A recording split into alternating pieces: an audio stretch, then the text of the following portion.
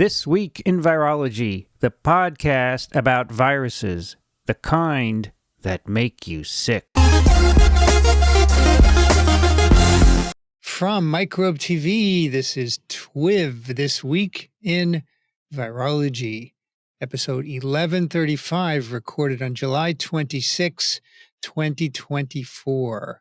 I'm Vincent Racaniello, and you're listening to the podcast all about viruses. Joining me today from Fort Lee, New Jersey, Dixon Despommier. Hello, Vincent, and everybody else. A sparkling day today. Absolutely wonderful. If you could capture 300 of these a year, this would be San Diego. Not so sparkling here. It's 29 and cloudy. What, you don't have any clouds there? I have a few fluffy little clouds, but it's not bad. According to the weather, it's all cloudy. You don't have a window. How would you know if it's cloudy? the weather app. The freaking Don't believe all you read. Yeah, I'm assuming it's correct. And it's 40% humidity, which is pretty low. It's low. It is low, and it's a light breeze. It's about 78 degrees where I am, at least. So, also joining us from Madison, New Jersey, Brienne Barker. Hi, great to be here. It is 84 Fahrenheit, and I don't have so many clouds either. It's a pretty nice day out there. So we just keep the Northeast here, New Jersey, New York. Seems and good. Now we'll move to Massachusetts. We'll move a little north. Also joining us from Western Massachusetts, Alan Dove. Good to be here, and it's a beautiful day in my neighborhood too. I'm sensing a trend where people who have actually looked out the window are saying that it's not cloudy. So if you I look can't look out the window. Well, I mean, your app is cloud sourced, right? So it's gonna cloud sourced. It's got picture. It is a picture. You have to admit, right? Right. So cloudy could be anything. We have actually on the Weather Service website, they agree with what I see outside, which is usually the case. A few clouds, 83 Fahrenheit, 28 C. Little breezy, but humidity's low, and it is lovely. Yeah. Yeah, I can't have a window. It's too noisy. Yeah. And, that's it. Nobody. Oh, from Montreal, Canada, Angela Mingarelli. I am the most north. Hello, everyone. Hello. Yeah, here in Montreal, it is 27 C, and I think that's 80.6 Fahrenheit. It's also, as you can see out of my window, sunny. We have sun here. And the weather app says mostly sunny, so it's correct. Excellent. Next summer, we'll be in Montreal for ASV, right? Yeah. But you'll be defended by then, probably, right? Defended. I don't think so. I think we'll She still be appeals. She's going to appeal, though. I heard that she was going to appeal if she was. Wouldn't you like to be defended, though? I by would then? love to be defended by then, but it's not in the cards as far as my experiments are going. So, Okay. no, it's okay. It's okay. Just not enough time has passed. It's okay. We have more Montreal things to do. is straight. Actually, I would probably take Amtrak. I think they are now going to Montreal again. Yeah. Does it stop in Springfield? Yeah. Nice. They just finally did a complete renovation on the. It's one of those classic Pennsylvania Railroad style stations, but in Springfield it had been allowed to decline, and they had this little dinky improvised station that was pretty lame. But now they've reopened this grand, Springfield in the Golden Age, nice station, and yeah. I think it's a beautiful drive also from where we are in New York. It is a lovely It is a drive. I nice would drive. probably take the train just because I like the train and it's more efficient. Here in New York, not too far from here, a few blocks, they converted the post office, a grand 1-block square post office, to a train station, the Moynihan train station. Yeah, right. And it is beautiful It's if you so haven't nice. seen it. You've seen it. It's really beautiful.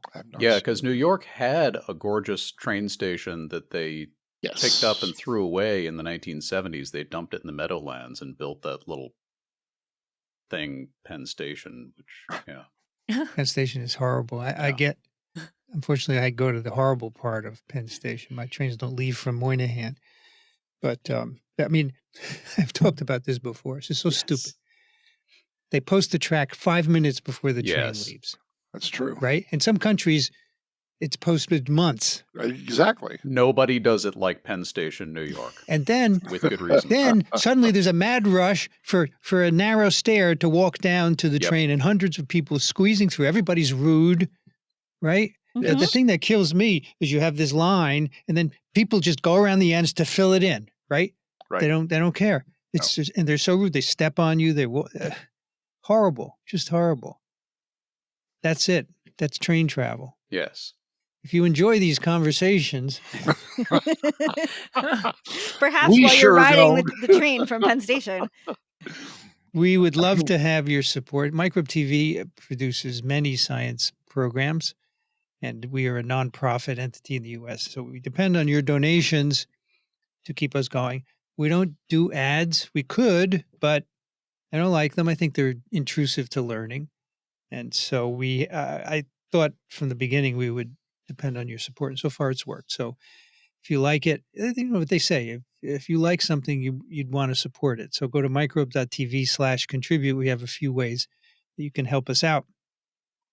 Okay, starting out with some news items. A review article that I thought people might be interested in by William Moss and Diane Griffin. Diane Griffin is a long-standing virologist who's worked on measles for many years. She's worked on viruses longer than I have.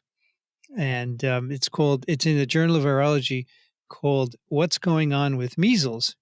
We haven't had Diane on the show, have we? Yes, actually, Or did we did. Dixon and I had Diane in Hamilton, Montana, Dixon, Okay. remember? It was actually quite good. At the Rocky Mountain Laboratory. Right. And we should could do have her that on again. We should do that again sometime out there. Yeah. But this, I saw the title and I thought, that would be interesting. But actually, you don't get anything about what's going on. It's really a review article on the biology and the pathogenesis of the virus with a few sentences that I want to point out that may be interesting.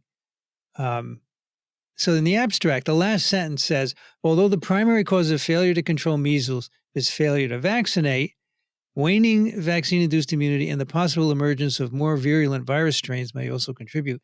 There's nothing on that in the review. Nothing. And especially this emergence of more virulent strains. Where's the evidence for that?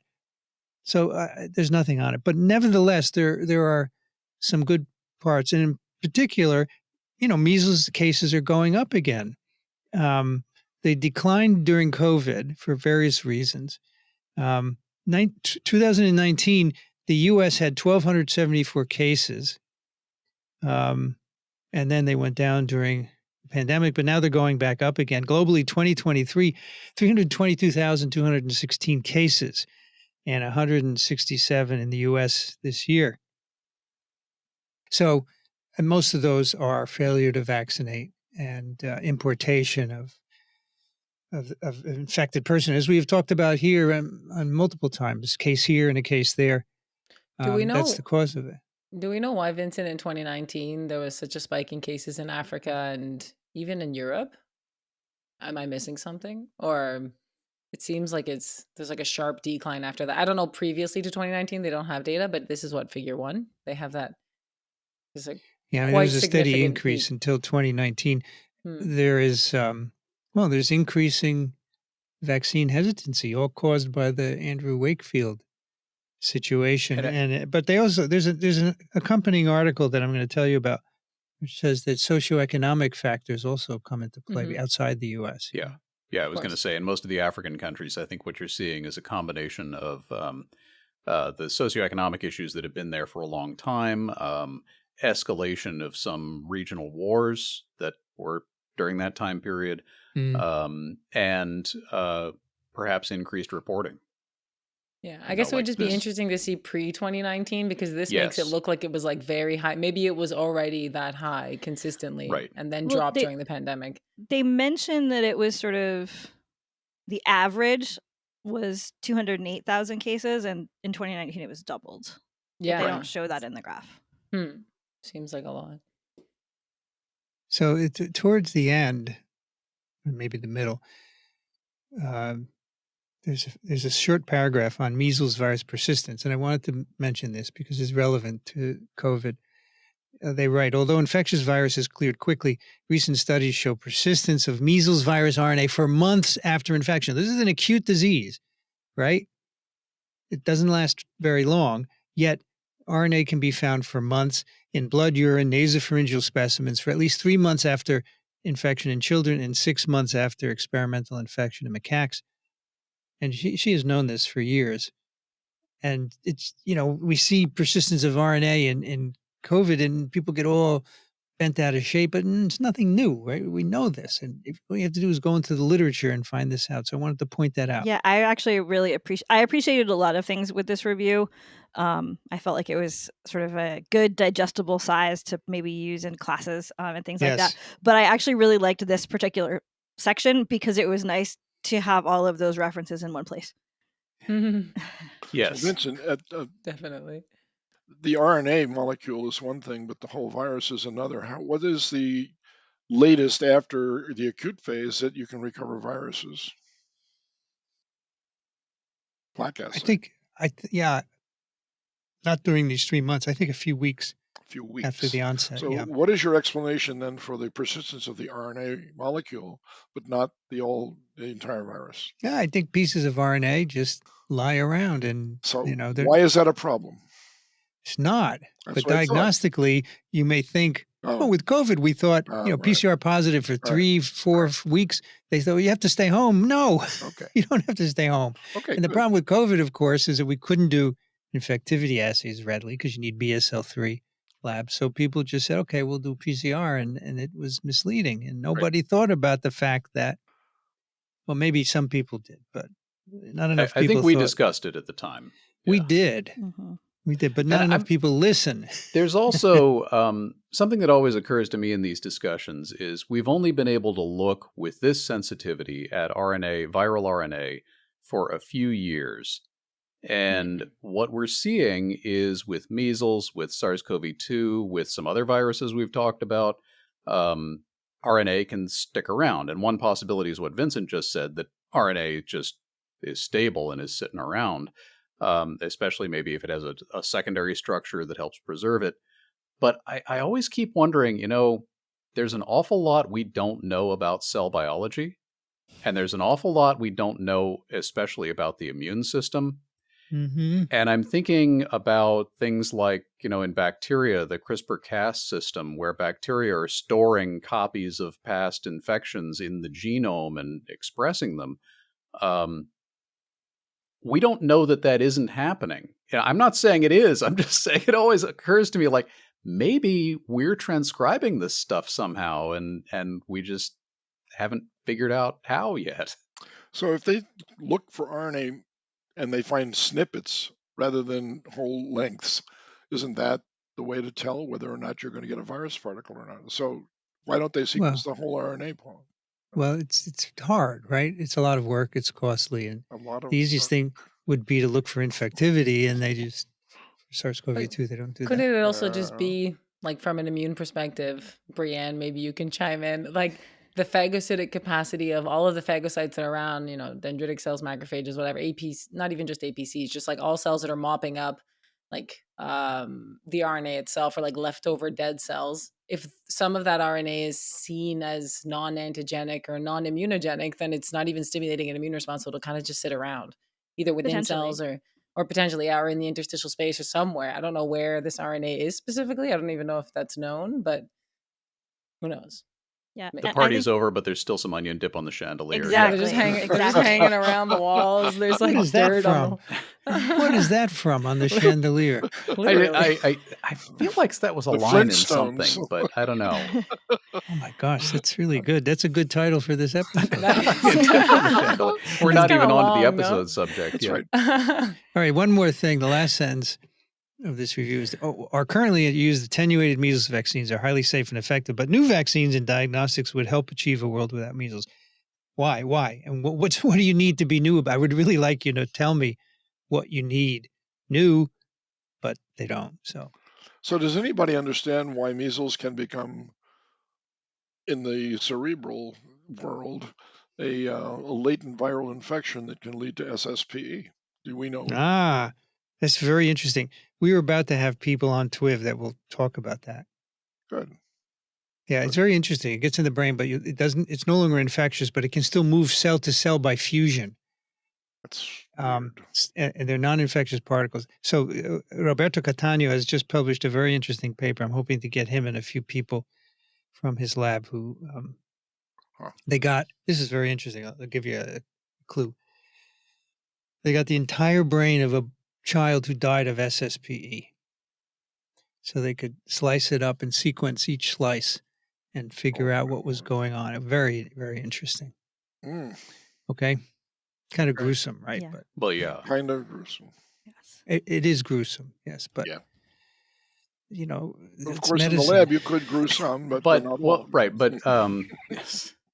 You know, in the wake of a tragedy, why not try and figure out what we can to see if we can prevent it in the future? Well, yeah. Exactly. Actually, the That's parents, right. Absolutely. said we're going to donate this Yeah. for research. Yeah. Yeah. And they picked his lab because he had done Mm. a lot of work on it, and a lot of interesting stuff came out of it. So Yeah. there's another paper here about measles that's useful. It's in International Journal of Infectious Diseases. It's called Global Resurgence of Measles in the Vaccination Era and Influencing Factors. And this is what I alluded to before, that they want to know what else besides lack of vaccine. And they say the socioeconomic determinants of measles transmission are interconnected in region-specific. Availability of public health resources and political stability significantly influence measles burdens in low to medium income countries, while vaccine hesitancy presents a unique challenge to measles elimination in high income and what's UMIC? Upper middle income. Upper middle Upper income middle. countries. HIC, UMIC, and LMIC. Okay. Because you So can't that's say an poor interesting countries and rich countries anymore. I got it. Hmm. I got it. Okay, so that's useful for you to look at. And speaking of, different socioeconomic conditions, we have a Science article by Leslie Roberts. Poliovirus has been found in Gaza. Here's why it's grim news. And so on July 16th, they announced, is the Ministry of Health of Gaza, that poliovirus has been detected in 6 wastewater samples collected in late June at 2 different sites. So the virus is circulating. There have been no cases of polio reported, but oh my gosh, this place is a mess. If you look at some of the photographs on this article, and another one I'm going to tell you about in a minute, it is just horrible conditions and completely unsanitary. And you're going to have outbreaks of paralytic disease eventually. There's one toilet for every 4,000 people in one place in Gaza. It's unbelievable. It's so tragic. So this virus that's circulating is type 2 OPV-derived virus, right? It's the same virus that's causing thousands of cases over the past years throughout the world. And we've talked about it a lot. And, they're going in here. They're going to go in with bivalent OPV. And that's just the worst thing you can do because there's no immunity to type 2. And so that was a big mistake withdrawing type 2 in 2016, now that we look back on it, because these kids don't have immunity to type 2 because they've never been vaccinated with it. But now if you go in with type 2, you reintroduce it into the environment. So in my opinion, they should stop using OPV for these outbreaks and use IPV. But probably are not enough syringes around. Exactly. When you look at these pictures and imagine getting these people together under those conditions and having enough staff and, needles and everything else to administer the vaccines. I mean, these people don't have drinking water. They don't have toilets. They don't have food. Exactly. Really, they're not really thinking basic about stuff. getting vaccinated. And that's why the WHO and other international organizations still rely so heavily on OPV, because there are situations like this. The other thing I was going to say, Vincent, is that they have one toilet per 4,000 people. Where do you think the effluent of the one toilet goes? I'm imagining not a sanitary sewage treatment plant. It goes into the open. That's basically. Yeah, well, I think, unfortunately, there are going to be many other infectious diseases being observed here besides polio. I can think of a few. Yeah, there are already, and polio makes the news because polio. Yeah. So in Reuters, there's an article, WHO sees high risk of polio spreading across Gaza, including into Israel. And there's an article in the Times of Israel. Disease expert warns polio could spread to Israel. So the Israeli army Sunday is going to vaccinate all soldiers using OPV, of course, bivalent OPV, because that's all we have. But weren't they already Israeli vaccinated? army, Yeah, wouldn't they be Maybe. vaccinated already? Yeah, but I think They're probably already, are. They're probably just Yes. getting boosted. I'm sure they're Okay. getting boosted. but you Yeah. could boost them with IPV. I mean, the Israeli army is capable of doing that. Financially, they should be able to. Yeah. Yeah, financially and And logistically, that's a first Yeah, world most army. of the soldiers are immunized. So this article, they say the problem is when they return from Gaza, they could carry the disease through mud, through their clothes, through their bowel movements. So they're So hoping maybe OPV is going to give. Okay, so probably Yeah. the logic of OPV is give Yeah. mucosal immunity, so they won't be carriers when they come back. Yeah, remember transient mucosal immunity. So Yeah. by the time they come back, they won't spread it. But Okay. All right. So there's some logic there. Some, so but not much. most Israeli children receive IPV, and that's largely eliminated infections. I'm trying to figure out. Okay, so 4 inactivated doses, 4 IPVs before 18 months, another in the second grade, and babies and toddlers were also given 2 OPV doses as well. I don't know. I'm assuming it's bivalent OPV because that's all that's available now. You can't get trivalent anymore.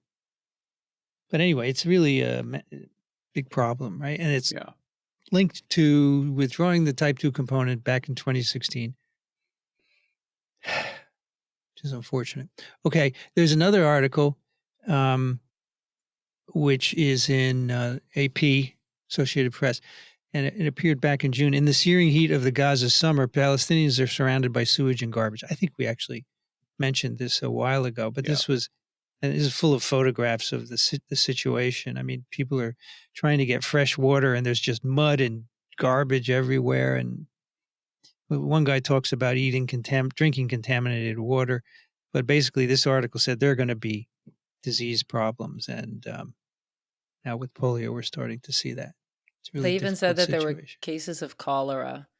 Yeah. They had mentioned, and that there were worms in their drinking water. It's terrible. Yep. A PLOS One paper, Latinx youths and parents' COVID-19 beliefs, vaccine hesitancy and vaccination rates, longitudinal associations in a community sample. It's a very interesting analysis where, the Hispanic population in the U.S. is 19%, but they comprise 24% of COVID cases. And so in this paper, they try and understand why, and a lot of it is from vaccination hesitancy. Many people felt that COVID was a hoax. I wonder who perpetrated that, and therefore they didn't need to get vaccinated. So this paper looks at that systematically. But what I found really interesting here, they write, notably, family decisions about vaccination are not one-directional. Children can also influence the values, beliefs, and attitudes of their parents. Although parents are the key decision makers for child's medical care, adolescents are not always passive observers. In one study examining parents and sons' vaccination, researchers found that when parents included adolescents in decisions about HPV vaccine, there was greater open communication, shared decision-making, and increases in vaccination rates. Unbelievable. Parents, talk to your kids. Smart. Yeah. Kids are smart. Get some sense slapped into you. They're not always wrong. Yeah. Oh my gosh. Well, especially with HPV, you can imagine that. Parents don't want my kids having this vaccine. Kids would like to have it. Yeah. So that's a PLOS One. It's open access. And finally, 14-year-old boy died of Nipah infection. All right, we'll close all these damn advertisements that pop up. Come on, I don't want an electric car. Go You away. don't? How do I get rid of this You damn don't? thing? You use Firefox. That's how you get rid of it. Let me go back to it. It wasn't a problem before. Okay. This is in the Hindustan Times. There's not an X mark on this damn thing. Okay, I get it. There it is. Hindustan Times. He had eaten fruit. What kind of a fruit? Hog plum fruit from his neighborhood. A few days later, he got fever, 14-year-old boy, and then he died of Nipah infection. So presumably this fruit was contaminated by a bat that is carrying Nipah, which is commonly what happens here. Yeah, they refer to the fruit as being from a bat-infested neighborhood, which is not especially. I don't usually think about the neighborhood that a fruit is from, but it's just they're Where the probably talking vampires about the fruit bats, which normally hang out of trees, right? So these are not like little bats, or like huge bats that are just hanging out around the fruit trees. That this when is it in falls, Kerala, part of India. Now I want to try a hog plum. I just looked them up. Or not. Vampires only eat blood oranges. Yes. It's southern vampire India. Fruit bats would have the blood oranges. These articles are infested with ads. You don't even know where the text of the article is. True. Oh my God. What have we got to? This is the advertiser-supported internet. Oh my gosh. That's true. Hopefully something else will happen. Okay. Yeah, well. No, we're not going to have hope that it will. All right, we have a snippet and a paper for you today. And the snippet, Science Advances in Vitro Selection and Analysis of SARS-CoV-2 nirmatrelvir resistance mutations contributing to clinical virus resistance surveillance. This is from a group largely at Pfizer in Pearl River, New York, and Groton, Connecticut, Cambridge, Massachusetts, La Jolla, California. I think they are, at the time of this article, they were all at Pfizer. And then their present address lists people have gone elsewhere. Yeah.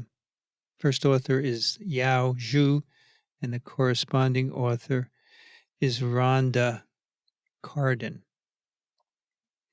So as you know, nirmatrelvir is made by Pfizer, was discovered and marketed by Pfizer. It's a cocktail of two drugs. It's one that is called Paxlovid is the name for the cocktail. Nirmatrelvir is the protease inhibitor. It inhibits the viral protease. And then ritonavir is a CYP3A inhibitor that helps keep high levels of the drug.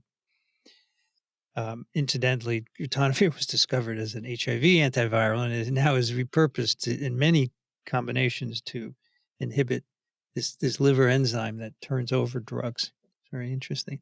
Anyway, as you know, there was a EPIC HR. I love these titles for clinical trials. Phase 2-3, evaluation of protease inhibition for COVID-19 in high-risk patients. EPIC HR, which showed that the drug reduced the incidence of severe COVID hospitalization or death by 86% in high-risk patients when started within 5 days, and subsequently was given an EUA and eventually licensed, and has reduced hospitalization or death everywhere. And Daniel always talks about this. I was actually really impressed, and I don't know how I had missed this, that it mentions the MPRO, the protease that is inhibited by Paxlovid. It talks about the junction where it cleaves, and it notes that there are no known human analogs of that site where the protease cleaved, and I hadn't quite caught on to that before. That's pretty cool. Yeah. Yep. Between 1A and 1AB at 11 junctions. Yeah, so it ensures the virus cleaves only its own gene products with this protease. Yeah, and it means that this drug, isn't going to affect some other human protease. Yes, conveniently, this drug, by targeting that, yeah. So this paper looks for antiviral resistance, so changes in the virus that lead to resistance to the drug. And interestingly, resistance has not clinically been a problem globally, as far as we know. There have just been no examples of breakthrough infection. I shouldn't say that. I don't want to use that term. Scuttle that term of infections that occur in drug treatment where there's resistance. And so they said, well, what's going on here? So they did a very nice study in cells in culture.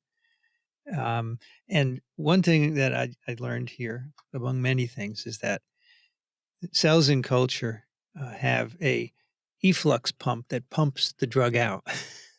So it's very hard to do any kind of study with the drug in cells, Vero cells, which is a common cell line. And Now, so they know the gene I'm encoding. I'm guessing this is because a lot of these cell lines are derived from cancer cells that tend to upregulate these transporters, which also makes them chemoresistant. Potentially. Potentially, I don't know if Vero that's was. Because I don't know if aren't Vero Vero was cells derived. kidney cells? Yeah, they Which are. also they have a lot of efflux pumps vervet from monkey being kidney cells. oh yeah, from a property that would of make kidney sense. cells. Yeah. Yeah, so they're not cancer cells. Okay. Yeah, they're just regular old vervet monkey cells, but they have this they're pump. transformed somehow. They're transformed. They're Well, transformed Vero somehow, of E6, course. I'm guessing they're carrying an E6 gene. But they use a knockout cell that doesn't have this pump, so that the drug stays inside of the cell. I thought that was a cool twist here. I had no idea that was an issue. And so they basically infect these cells, and they look for cytopathic effect, virus killing of the cells, and then if you add the drug, you can see inhibition of cytopathic effects. And so they developed a regimen to select drug resistance. So they start with the original SARS-CoV-2 WA1, Washington 1. Remember the first isolate from the U.S. It's way back in 2020, and passage it in 5 different ways with different drug schemes. And it's really interesting that they did that, because it turns out that they found different things in the different passages. So they have some, and there's a nice figure that illustrates that there's some schemes where they passage it like 9 times with constant drug concentrations. And then there's some where they increase it into different amounts, the drug. And so from each passage, they harvest virus, and they do genome sequencing, the whole bloody viral genome. And they look at the amino acid changes. Folks, these are not mutations. They're amino acid changes. You consistently do this, and I'm going to keep saying it, and you can argue all you want, but they're not amino acid changes are not mutations. They're caused by mutations. Caused by mutations. And there's a figure showing all these amino acid changes. So let's a few of them. There's one at amino acid 304 from a threonine to isoleucine. That became detectable after the first passage, or the second, depending on which one. And then they found another one, A173V. And then some of these get 100%, like T304I and A173V became 100% over subsequent passages. They also found combinations and other amino acid changes, like T21I, T304I, et cetera, different combinations. And some of them overtake others as the passage happens. It's just a lovely illustration of how viral population changes over time. And they also did this action. Evolution act. They also do it with the parent virus without any drug, and they find no changes in the genome, no mutations. So lots of amino acid changes arise. So what do they mean? Because we don't know anything about their sensitivity yet, so we need to do that. So they purified 88 different plaques from all of these passage schemes and sequenced them, and they had 6 mutation patterns. They have T304I by themselves and various combinations, double and 1 triple amino acid change combinations. And they're all tested for susceptibility to nirmatrelvir, right? And they find that T304I alone reduces susceptibility 3.4-fold. Then if you add other amino acid changes, they further reduce it. The triple mutant gives you 27.8-fold resistance. There's a double mutant that has 20-fold resistance. And they're all still sensitive to remdesivir, which is a different target. So that's a nice control that they do here. It's also not cell type specific. They check this in different cells. Also works in A549 cells. They also find changes elsewhere in the genome, interestingly. There are changes in the helicase and ORF3A.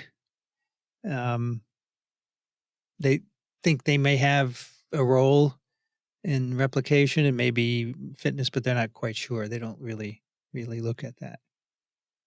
Then they make the actual protease, the Mpro protease for many of these. So they produce and purify the proteases with these amino acid changes and do biochemical assays. A lot of work here. It's a lot of work, yeah. I got to that point. I was like, whoa, that's pretty sweet. And they measure catalytic efficiency and These inhibition folks are serious. constant, KIs. And I don't want to tell you all of these results. And it's wild because it's so much work, but it's literally all comprised into one very small figure. Yes. Yeah, there's only one figure Very here. small figure, one little table, but it's so much work. But basically, they can show the effects of the amino acid change on the inhibitory properties of these of the drug in the presence of the amino acid changes. Right. So this is now the first time that you see that there's an actual effect on inhibition of enzyme activity. Right. They make this statement here, which is quite important. The triple and double amino acid change enzymes had more than 9-fold reduction in catalytic efficiency. And they say this probably would not be fit as a virus and would not be able to make it in the real world. A 9-fold reduction in catalytic efficiency. But remember, amino acid changes that make the enzyme resistant to the drug also reduce the efficiency of the enzyme on its own without the drug. So they're not fit to spread in the real world.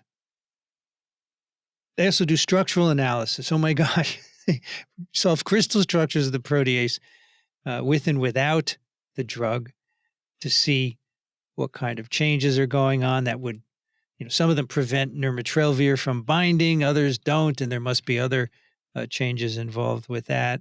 Some of them bind more weakly and so forth. And they conclude from this part that so nirmatrelvir is a peptidomimetic, basically looks a lot like the Mpro substrate peptide. It's a chemical that looks like the amino acid sequence of the substrate. And they say it's probably hard to have single amino acid resistance within the binding site of this peptide without compromising the enzyme activity. It's in the active site of the enzyme. Yeah. So but fitness is probably declining every time you get resistance. And so what about fitness? So then they say, what's out there in the real world? We have a huge database of sequences, the GISAID database, where they can mine and look for these amino acid changes. Can somebody explain to me what the big black bar across the middle of figure 4 is about? Figure 4. The axis is labeled mutations, and I get that. They're listing all the different mutations, but then there's this thick black, at least on my copy. I have it on as my well. copy. I was also thick thinking black about bar that. going across the middle of the figure. No, it's a glitch because it's covering data. It's covering, Is yeah, it? it looks like it's covering some of the amino acid changes that I would have been looking at. It's an and entire figure. It couldn't be a glitch. No, they would have fixed that. I you'd would think. hope so. I mean, They don't mention it at all. But No. it's not mentioned in the figure legend, and I don't see what it would be showing since it extends the entire width of the graph. Yeah, it It's a- doesn't make sense. It's a reductase. It's a reductase. That's what Yes, that's it. redaction looks like. That's right. I don't know. Anyway, this database, they can look at sequences before Paxlovid was used and after. So you can see if there was an effect on it, like this EPIC trial. And they do see these changes. So 3 amino acid changes can be found before Paxlovid was used, but no no mutations that confer resistance pre-existed at baseline. So there are other changes that they found that don't confer any changes in the enzyme activity. None of those existed before, but no resistance changes were present before Paxlovid was used. And then after they started using Paxlovid, these are again, sequences derived from patients. The one change, E166V, which makes up to 288-fold resistance to nirmatrelvir in vitro, emerged in 3 people. Maybe imagine 3 out of the millions and millions of people. This is a database of millions, and you got 3 samples that show it's this. Nothing. Participant 2 had RNA increase at day 10. He cleared virus on day 14. All 3 participants were able to control virus by day 14. None of them had any severe symptoms. They all survived. T304I emerged in 1 treated participant at day 10 who controlled the virus without any severe disease. So, and then nasal swab samples containing E166V, L50, and E16V and T304I didn't give any virus. So probably not viable. So they basically say, essentially all these changes have no impact on hospitalization or death in this trial, and so not clear that they have any clinical relevance. So 6 single and multiple combination changes in MPRO they find here. So you can get resistance in cells in culture, but we just don't see these making any difference in the real world. Of course, that could change, right? It could. And now you have a list of things to look for. Right. Yeah. It does seem like viruses with these changes are not very fit. Yeah. They're not, I mean, if there's only 3 that they picked up here in this trial, it's unlikely to be very fit, which is actually remarkable, right? Yeah. Mm-hmm. Because all of the HIV drugs, when used singly, you always got resistance. It's only when you did triple therapy that you reduce that substantially. You get resistance to some of the flu drugs. So this is quite remarkable that you don't get a lot of clinical resistance. It's good. Yeah.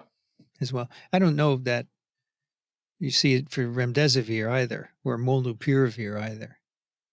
But they say that some of the reasons may be, one is that they use very high concentrations of the drug clinically in people. And so maybe, the changes that they see work at lower concentrations of drug. So it just may be that you take so much drug that it doesn't matter. Right. And again, because this, it affects an enzyme that humans don't have or need, You can because dose we it don't that even way. have this That's cleavage right. site for anything, you can give high doses of it and it's well Yeah, tolerated. that's a good point. Yeah. Yeah. And also they say, the SARS-CoV-2 genome encodes a proofreading enzyme, which is unusual for an RNA virus, so that reduces the mutation rate, which may also play into it. Anyway, it's a really very nice piece of work with a lot of work and interesting conclusions. Yeah. Sort of a promising conclusion. Yes. Yeah, it's good. Yeah, a paper about antiviral resistance that actually is uplifting. And this and the other article we're going to be talking about are both open access, so if anybody wants to look at them, go ahead. Okay, so the second paper is Cell Reports, Crimean-Congo hemorrhagic fever survivors elicit protective non-neutralizing antibodies that target 11 overlapping regions on glycoprotein GP38. So there's 3 first authors, Olivia Shin, Stephanie Monticelli, and Christy Horth, and then 3 corresponding authors, Andrew Herbert, Noel Pauly, and Jason McClellan. And these people are from Adimab, which is a monoclonal company in Lebanon, New Hampshire, the U.S. SAMRID in Fort Detrick, Geneva Foundation, University of Texas, MAP Biopharmaceutical in San Diego, Albert Einstein College of Medicine in the Bronx, the Uganda Virus Research Institute, the Ben Gurion University in Israel, and that's it. I want to point out that we talked about a Crimean-Congo hemorrhagic fever vaccine on TWiV 565. Some of the authors here are members of the Prometheus Project, which I interviewed on TWiV 578. So Kartik Chandran and John Dye and Laura Walker, all part of the Prometheus Project. It was a multi-site project funded by NIH to make monoclonals against viruses like this that people don't work on very much.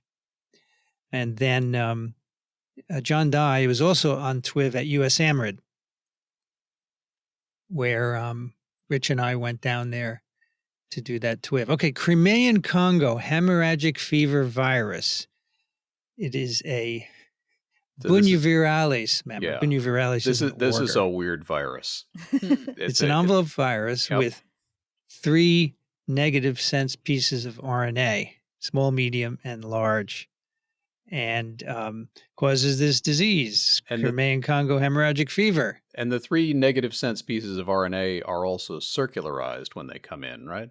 Yeah, I think so. I think they are. Yes. And as you might guess, we sometimes see infections with this in Europe, Asia, and Africa. Which you might figure out from the name. Crimean-Congo, yes. Yeah, and this is a tick-borne virus, usually.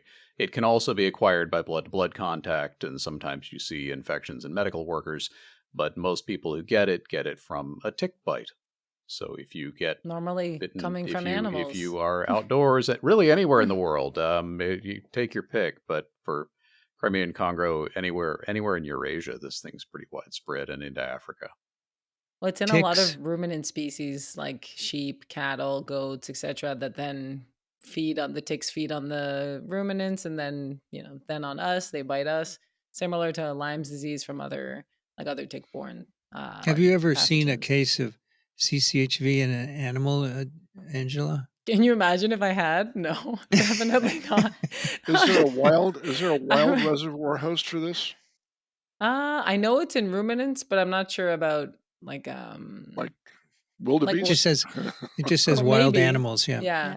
I looked into it and I see like sheep, goat, cattle, like bovine, but I'm not sure if there's in Africa or in somewhere if there's another species specifically. And it seems like it's only transmitted from the hyaloma ticks and not other species of ticks. That's correct. Dixon might know better than others. Do we know, Dixon, where hyaloma ticks are? They are throughout Asia and Africa. Crimea and strangely enough. They have probably a weird biology, though. This tick is an unusual tick. It's related to the Ixodes ticks that we associate with Lyme disease. All right, so it looks like one a little bit, but the larva and the nymph spend time on different hosts in most Ixodes ticks, but not in this one. The larva and the nymph stay on the same host. And that probably gives them an advantage because they don't have to find another host in order to start the next series of blood meals. So it creates problems, and I think that's the reason why it's emerged as a vector that's efficient at transmitting this infection. But ticks are a bag of infections. They can transmit all kinds of weird stuff, and I've always been fascinated with that. Always. So why do we care about this? Well, can be highly fatal, 5 to 40%, sometimes 80% fatality. That's an enormous range. What do you think that's from? The tick? No, the death rate. I don't know. It's a good question. I mean, there are different isolates, right? There's a lot of genetic diversity. It could have to do with that. Could be host. I don't know. Yeah, some of it's probably host. Some of it's probably reporting. Yeah. You just have to be careful with the same thing with H5N1 in people. There's a big range of fatality rates. Alan left us. We did. Yeah. Bye. It's not good when someone leaves. He didn't even say goodbye. So we were saying, why do we care? Why is there such a big range? We talked about that. But WHO has called this a pandemic potential virus and priority pathogen that people should work on. No, that's ridiculous. What? The tick vector is limited to Asia and Africa. How could that be a pandemic? That's two rather enormous continents. It's a lot of people. Kind of a lot Well, of that's a people good there. They question. wouldn't That call it is a pandemic. They would call it die something else. Oh, but they that's a wouldn't good call question. If we had a huge outbreak of CCHF in Asia and Africa, would it be a pandemic? Yes, because there are multiple countries in those two continents. And by the way, it's not Asia, it's Eurasia. This is found in several European countries. It's basically south of 50 degrees latitude in the old world. So Dixon, are there any hyaloma in the U.S.? I don't know. Let's look it up. I do not know. It's a hard tick, though. So that's all I know about Exodius also, but Yeah, they're in the U.S. they are Yeah. not the same species, though. I don't think. No, it's different. Right. This one in the U.S., they were imported in Greek tortoises and ostriches. Greek tortoises, exactly. wow. But it would be much easier to maintain a pandemic caused by a tick than by something that's airborne, obviously. I think that's why Dixon was very offended by that this could be pandemic producing, because you just don't get ticks bitten by ticks unless it was in the blood. Like if it got into somehow like the blood donations and then people weren't aware of it. And then even still not going to get a pandemic that's out a of conspiracy theory. Yeah, so we need ticks. So if you stay out of the forest, then you don't get ticks. Or if you go in the forest, check yourself for ticks afterward. Do it. I'm trying to imagine under what situation might it spread to the Western Hemisphere.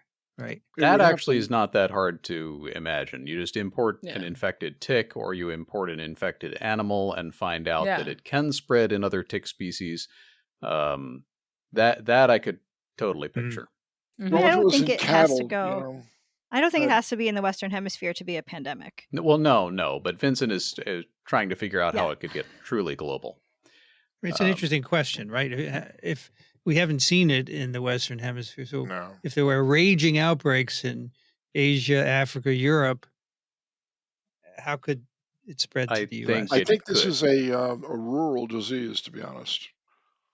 I don't think it's an urban domestic urban transmission cycle. These are animal husbandry groups that are, nomadic. They live in the sub-Saharan Sahel and they live in other places. I'm confused about why this is also in the Crimea, for God's sakes. I mean, there are still a lot of people in these areas. Oh, no. I'm not saying there's nobody there. I think none of this is meant to discount they're all spread out. The importance. But Dixon, this is also widespread in areas that are not nomadic herd keepers. They're just people who walked into the woods and picked up a tick, which, I do periodically here in Western Massachusetts. Yeah, okay. So this is something that it's a serious concern, obviously, if you get it, especially if fatality rate can be as high as 80%. But it's a serious concern on an ongoing basis because a lot of people do get infected with this. But in terms of pandemic, like, oh my God, everybody's got a lockdown. No. I'm not seeing that for a tick-borne disease. Look, I can use a better example. Why isn't yellow fever a pandemic? We have the same mosquitoes. Yeah. Okay, but we have a much shorter growing season than the tropics, and we don't have hemorrhagic to maintain it in monkeys. There's a whole bunch of reasons why it hasn't spread, and it never will. And that's mosquitoes, which are much harder to avoid and deal with. I think. I think a tick-borne infection. It's hard. Yeah, it's hard. So that's a good question. All the pandemics. Well, that's not true. HIV pandemic is spread by, blood to blood, but it has a long incubation period, and that's the key. It's not just a respiratory virus that can be a pandemic. Right. No, that's absolutely right. But this is tick-borne is this is an acute infection with a tick-borne virus. Somebody's not going to be going around for years spreading it through blood to blood or body fluids. Because they either get over it or they die. We're not going to get it here in New York City, in any big city. There are not going to be many ticks, right? No. Are there ticks in Central Park? If you wanted to contrast that to another African-born disease, West Nile is a good one. So that's got a different vector. We had the vector. We didn't have the virus.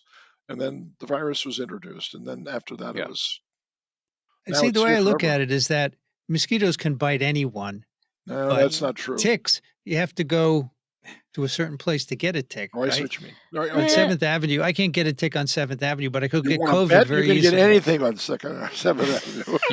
You could get a tick in your You want a backyard. tick? You got a tick. I'll get you a tick. I'll be right back. Vincent, you could definitely get a tick in your backyard. Yes, true. and that frequency perhaps might change if we think about changes in climate. Yes. Okay. Yeah, Vincent, you I have think the- deer in your backyard. You definitely could Yes. have ticks. No, sure. I mean, yeah, people have picked up ticks in the backyard, but I think what WHO is thinking, whether or not pandemic is the right word, there are a lot of people at risk. And so they say, we don't have any countermeasures. There's no vaccines. They're crappy antiviral ribavirin, not even clear if it works. So they want people to work on it. And that's where Sure. this group Absolutely. said we're going to make some monoclonals. Absolutely. Right. So the virus has a glycoprotein, right, embedded in the membrane that attaches to cell receptors, but it also has what are called non-structural glycoproteins. And then one of them is GP38, whose role in pathogenesis is not clear. Right. There's some evidence that it may even be in the membrane, which then, why is it called a non-structural? Then, but that's fine. And previously, antibodies against GP38 have been shown to be protective against infection in animal models. And there's one in particular that protect mice from mortality. So that's what they wanted to do in this paper, is get more antibodies, monoclonal antibodies, maybe to make therapeutic cocktails, right? Mm-hmm. That would be one way to go. So they have convalescent donors, plasma donors from Uganda. These are people who had the infection, and they get peripheral blood mononuclear cells between 3 and 46 months after infection. Right. 46 and months there's is a long time. only 3 people also. And they're all male. Yeah. There's 3 males. Right. 3. That's right. 3. 3 people. No And that- females. That's But right. that also, I mean, that highlights one of the reasons this virus is so hard to study in the human population. Cases are sporadic. Mhm. Well, that was And- my point. That was my whole point. Yeah, and if you wanted to develop a vaccine, for example, and I believe this was discussed the previous time, a big challenge is how many people do you vaccinate and how long do you look before you decide whether or not it works? You know, if you're going to have a pop-up Yeah. here and a pop-up Mhm. there and you got to track all these people. So here, yeah, they got 3 guys who got over this and they've got serum from them. It might turn out to be an animal vaccine rather than a human vaccine. If you could get all the wild animals across 3 No, continents. just the cattle. Just the cattle. Okay. That's all you need to do. Just cattle. Yeah. All right. So they have these 3 convalescent donors. They sort their memory B cells for looking for B cells that will bind GP38. So they have a way of, so the B cells, of course, are going to have antibody on their surface that, and some of it can bind GP38. So they pull those out. They clone the antibody genes out. They express the genes in cells, and they purify 254 antibodies. It's a lot of work, That is a lot of work. Yeah. right? So think- 100, and then they found of those 254, 188 will actually bind recombinant GP38, which is what they were originally selected for. So they, and some of them are high affinity, so they can go, okay, these convalescent donors can make high affinity, long-lived. So 46 months, that's where the long-lived comes from, right? It's a long time. It's at 4 years, right? Almost 4 Just years. about. Could you detect the RNA from the virus in those people? This is a good question. Probably. I bet you could. Yeah, I bet you could. I bet you could. Okay, so what do? We do a lot of different things with these antibodies, not all of which I want to talk about, because there's one thing really here that I think is really interesting. We'll get to it in a moment, but they do. I was going to Yes. say for the people who haven't read this paper or the other paper, or honestly, a paper we discussed earlier this week on immune, this week for me has been biochemistry week. If you would like to learn a lot of biochemistry, I would read these papers. Yes. Yes, there's a lot of biochemistry here. Yeah. One of the things they do I want to talk about is, well, you have these 188 antibodies. Where are some of them similar? Are they all different? So you do competition assays to ask, in pairs, two antibodies, do they compete with each other or they bind to different parts of GP38? And they make this statement, which is really interesting. We did not have the capacity to cross-bin 188 monoclonals. So every possible two-way combination of 188. You would need a 188 by 188 matrix in which you would do these assays, and I am not volunteering to set up that experiment. So they picked some and basically do a subset, and they find 11 overlapping regions on GP38 that are targeted by these antibodies. And that's where the overlapping 11 regions comes from in the title.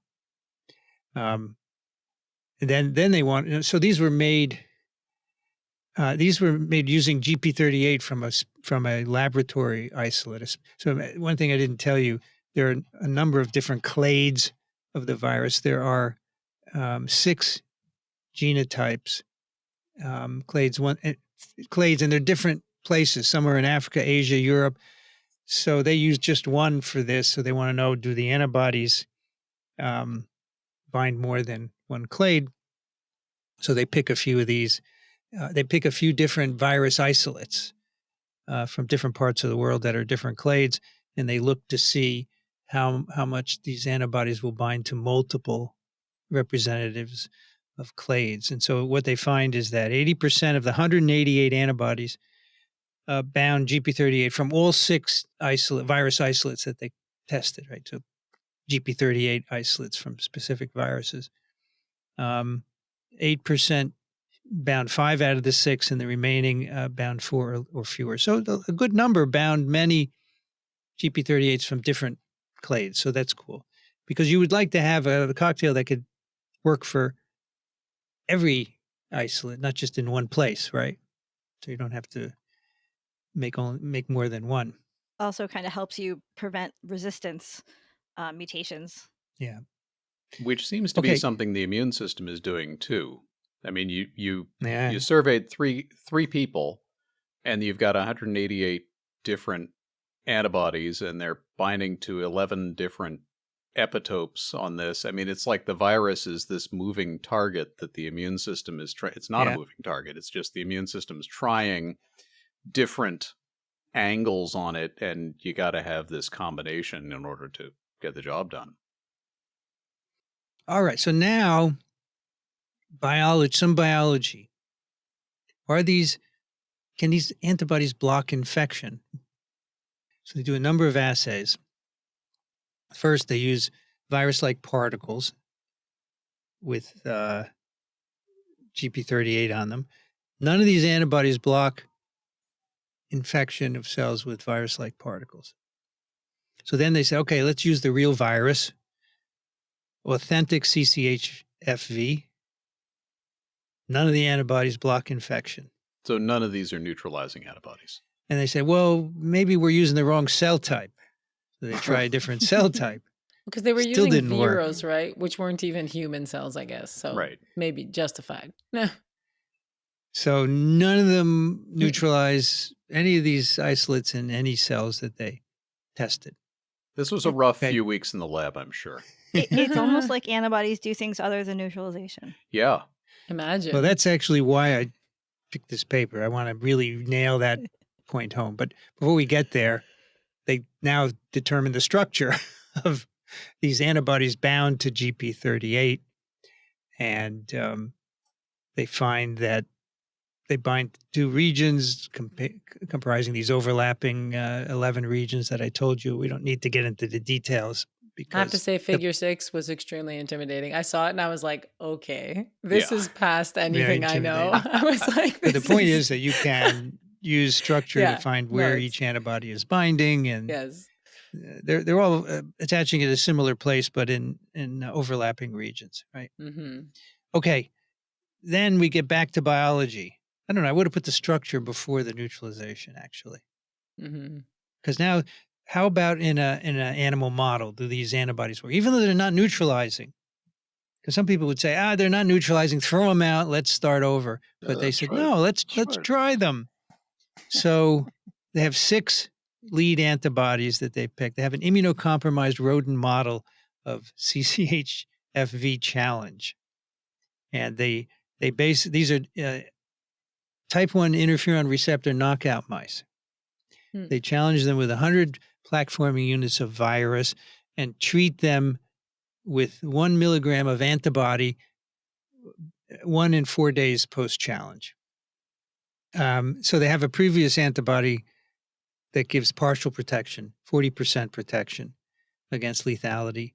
And some of their antibodies are minimally protected. So certain binding site antibodies are minimally protected, 20 to 30% survival, which is worse. Some of them are 40% protective. And one gives you 70%, which is the It's pretty best that good. they've ever Yeah. seen so far. It's pretty good. Yeah. Were These these all were inbred mice that they were using? Yeah, they're Yeah. if not knockout mice, so they're inbred, yes. So how do you explain it? Why wasn't it 100%? Well, apparently, if you use wild type mice, they all survive, so that's no Right. good, right? So they want a lethal model, so the IFNAR gives you a lethal model, and you can protect as well. All right, but that's only with one virus. Again, they wanted to try different viruses, and they used a different mouse model, which involved stat knockout mice, which is involved in the Right. transduction of interferon signals. Right. These are more susceptible to many different isolates of CCH FV than the IFNAR mice, right? Unfortunately, their monoclonals don't work. They don't protect at all in these mice. So they went to a different kind of animal. They give the antibody 30 minutes after exposure with the virus, right? This is the only way they can get some reasonable results. And they do find good cross protection.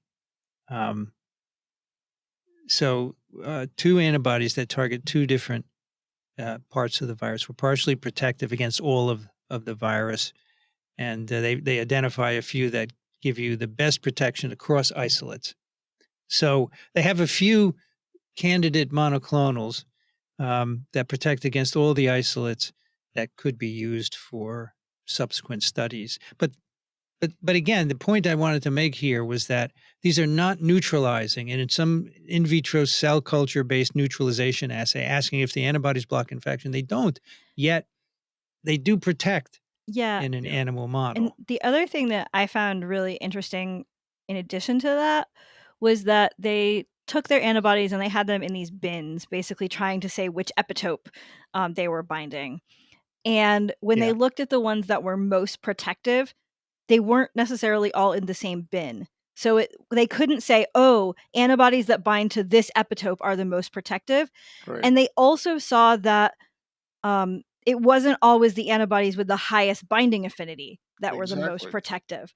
And so affinity didn't predict it, epitope didn't predict it, and neutralization capacity didn't predict which ones actually worked in animals. And I think that all 3 of those things are things that immunologists should remember as they are thinking about antibodies. And so part of me wants to know, well, what is it? But part of me also wants to say, hey guys, let's remember to not throw everything that's not the highest affinity out, or everything that's not against the one epitope we think is important is about, or the one that's not neutralizing. So they need a better handle. Go ahead. No, you. Not every virus is SARS-CoV-2. You're not going to always have, that's the one epitope, you get neutralizing antibodies against that and you're golden. This is a much more complex situation. They need to learn much more about the replication cycle of this virus inside the cell, do you think? I'd like to know what GP38 does. Indeed. I mean, for starters. What would they? Well, and as far as they get in terms of saying what this non-neutralizing thing is, they're like, it involves the FC. They really kind of don't address what is happening other than neutralization. So I'd be Yes. fascinated to know about that. Can't you do some mutational studies on GP38 to find out what it does? I'm sure you could, but this is probably a high containment virus. Oh, yeah, this is Right. a P3 facility, right? I don't know. It may be 4. Let's look it Or up. it may be 4. Even though it's tick-borne? I think it would be 3. If it's Well, tick-borne, that's a They had to Probably use problem. live 3. virus, though. They had to use live virus for the mouse experiments. Yeah, I think this Oh, is... in the mice might be like 2+ or 3. Because like we have dengue in our BSL-2 because it's like vector-borne. I It's hang out with BSL dengue. 4? 4. Yeah, I'm looking at an What? article here. That's USAMRID. wild. It's an article. It's a What? publicity. It's a PR release from USAMRID about this paper, and they say it's a BSL-4 pathogen. That's crazy. Huh. I guess it's because That's there's no right. vaccine and There's no it's vaccine or treatment. lethality. The Yeah. mortality is good very drug. high, but yeah. But BSL-4 seems a little bit excessive now. Well, probably better to err on the side of caution is the thinking, True. I Yeah, guess. it's probably we don't know enough to know that Yeah. it's less Yeah. than BSL-4. I mean, even though it's tick-borne, if you accidentally stuck yourself, Of course. Mhm. That's but a of course good. you could stick yourself in a BSL-4 too, right? Because You you're just could. wearing 2 pairs of gloves. So You could. It's less likely with all the protocols there. anyway, so they say our data suggests that binding affinity and even where the antibody binds do not exclusively determine protection provided by these antibodies. And they point out that the Ebola virus antibody cocktail that was previously used has a combination of neutralizing and non-neutralizing antibody that together gave protection against disease, but individually could not give protection. And so that's possibly something they're seeing here. But again, there's non-neutralizing. So what does it mean? FC-mediated functions that we've talked about before, allowing the antibody will bind virus and the FC will get it into some kind of an immune cell like an NK or a macrophage, and then it gets destroyed. I just wanted to mention that because not all about neutralization. Now, here on TWiV, we say, antibodies are important. So are T cells. But among the antibodies, it's not just neutralizing antibodies. Yeah. I mean, in theory, an FC-dependent function could even be, complement deposition. Wouldn't Yes, even that's need correct. the FC That's receptor or a correct. cell. And they really don't get at any of that. Yeah. It's funny. I'm in a T cell lab, and I always, whenever people say compliment, I'm always like, "Oh yeah, that's a thing." Always, That's a thing. Yeah, that's a Hey, thing. That's a thing. Compliment is a thing. That also exists. How many Maybe. things is it? It's like we Actually, joke yeah, about, it's a few things. That was not a obviously, I'm just- compliment, by the way. I say the same thing about B cells when I'm like, "Oh yeah, B cells exist." We joke about it. Obviously, we know they exist. We're like, "Oh yeah, B cells." Right. I love how they selected the B cells, though. I mean, you've got a target. You make a column out of that or something. I don't know. They put it on a plate, and then the B cells that stick are the ones that you want. And I love that. That's good thinking. I like simple stuff like that. So, All right, let's do some email. Okay. What were you going to say, Dixon? Did you now have? I'm just going to ask you, the virologist of us, the father of modern Earth virologists. I'm not the father of any virus. No, you're the Earth's virologist. Come on, you already told us that. Yeah, well, that's a self-serving name I gave. No, it doesn't myself. matter. It doesn't matter. I have a question for you anyway. You've got this virus. You're in the P4 facility. You're going to design experiments to find out what is the mechanism of protection. What do you do? Where do you even start? Well, I'm not an immunologist. It's an immunology experiment, but I would take Okay. Brianne, you're a coworker. Come on. Well, you could, if you think it's FC mediated, you have to show that. So you can make changes in the that'd be FC easy. and see That'd be if pretty they, easy. then on the mouse side, you could make knockouts of different cell types and see which ones are involved, right? How's that sound, Brianne? I think all that sounds good. There are assays where you can look at ADCC to look at NK cell activity when NK cells bind to FC receptors. You can look at antibody-dependent phagocytosis assays with macrophages. You can look at complement deposition. So you can either modify the FC portion and see what's necessary, or you can try to do in vivo or in vitro experiments where you actually see which other effectors are important. Right. Okay, Dixon. Well, so far, yeah. I'm thinking about But I accepting the think, grant. but look, it's hard to work on because you need a 4. There aren't so many Well, you 4s. do. Hence, You they do. have to limit what they work on, Yeah. right? Right. Yeah, and if you work with a pseudotype virus, then you've got, I mean, what you're looking at is the immune response against the virus, and we know neutralization is not the important factor. You really kind of need the whole virus. So Yeah. what's the other important Bunya virus that we should be worried about? Well, there are multiple, but then I don't think Multiple. they are the lethality of All right. CCHFV. Well, I Okay. mean, Right. there are things like lacrosse and Yeah. other, There's hantaviruses, right? yeah, The there's other Nipah viruses mice. C nombre. They're all Mhm. that are in some Bunya ticks in the Northeast. Right. What are you thinking of, Dixon? Nothing in particular right now, Oh, actually. okay. He's just everyone's naming viruses, and he's like, okay. No, I no, thought you no, had no, one in no. mind. I know lacrosse So virus. I know lacrosse Dixon, virus. so we have Crimean-Congo, right? California encephalitis, Okay. very, very important Bunya virus disease in human. Rift Valley fever virus. Oh, yeah. Rift Valley Yeah. fever. That's right. So in Hamilton, Montana, Vincent, they worked Yeah. on Rift Valley fever. And how about Lassa virus? I might have heard of that. That's a How about Lassa. C nombre, Lacrosse oropouche, which we've talked about, Hantan virus, severe fever with thrombocytopenia syndrome virus. Those are all Bunya viruses. Right. So Okay. many Good. many important. And Lassa is a big one. We talked about Lassa It's a very recently. big one. Very big one. And severe fever with thrombocytopenia virus is what you get when you let MDs name a virus. I would say that's true. Gonna get letters from Yeah, Jens probably. Kuhn. That's right. We need letters. Let's do a couple of emails here. Brianne, can you take that first one? Sure. Susan writes, Dear Vincent, Ari, the SARS-2 spike OC43. It should be called a chimeric virus, not a pseudovirus. Pseudotypes or pseudoviruses are not infectious and cannot replicate. They carry spike or entry proteins from the virus of interest, coronavirus or other, and are useful for entry and neutralization assays. Pseudovirus particles are assembled by expressing partial genomes of lentivirus or VSV with a luciferase gene or other readout from plasmids, along with a plasmid expressing the desired spike protein. Ari, temperature.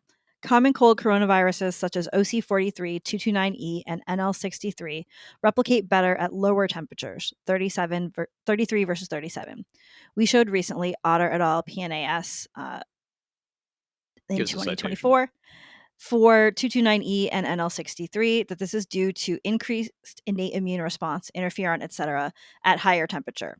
This may contribute to why the cold viruses replicate for the most part in the upper respiratory tract and do not progress into the lung. Interestingly, in primary nasal cells, SARS-CoV-2 replicates equally at 37C and 33C, but at late times post-infection, when innate immune response kicks in, SARS-CoV-2 replicates better at 33. MERS-CoV has no preference for temperature and replicates well in the lower respiratory tract.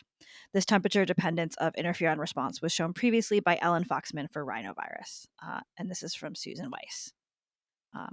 And So I guess the authors of that OC, we called it a pseudovirus, right? Does anyone remember? Wasn't it called a chimeric virus? And we were talking about what makes something a chimeric virus. Yeah, we did have a discussion. I don't know what the authors did. Let's take a look. Okay. Gain of function makes us safer. Yeah, OC42 SARS-CoV-2 replacement spike virus. Let's see. I'll search for pseudo. I was just going to be excited that I could talk about the Ellen Foxman paper, but she mentioned it too. Yeah. That was going to be my exciting Yeah, contribution until it was here. They call it a chimeric virus. We may have made the mistake of calling it a pseudovirus. Yeah, but- we so were thank you. talking about why is this chimeric and should chimeric be used for this, and so that's what Susan is answering. And I would consider this a pretty definitive answer considering the source. Yep, for sure. Dixon, can you take the next one? You're muted. I know. Okay, here we go. Steve writes, quite enjoyed the recent podcast, TWiV 1121, brilliantly rebutting the recent New York Times op-ed piece by Alina Chan, Sadly, her piece was very likely read by far more people on the Upper West Side and Park Slope than those who listened to TWiV. Sorry. As a result, a great deal of doubt and misinformation was spread to thought leaders via the Times, which will take a long time to rectify. Haven't seen any op-ed rebuttal in the Times yet. Nevertheless, I applaud your efforts in promoting a fact-based approach to all issues virological. Stephen from Carrboro, North Carolina. North Carolina, as they would say. Stephen is a virologist, as Kathy points out. Okay. What's with the Upper West Side and Park Slope? What do they have in common? I have no idea. People who read the Times? People who read Fancy the Times. On the Upper West Side? I don't think so. Educated people who are likely to read the Times. Okay. Got it. Alan, could you take the next one? Sure. Purina writes, Dear TWiV team, I am currently taking BI 115 at Caltech and have been following your podcasts with great interest. Thank you for your dedication to spreading recent advances in virology. I have a few questions on recent episodes that I hope you can address.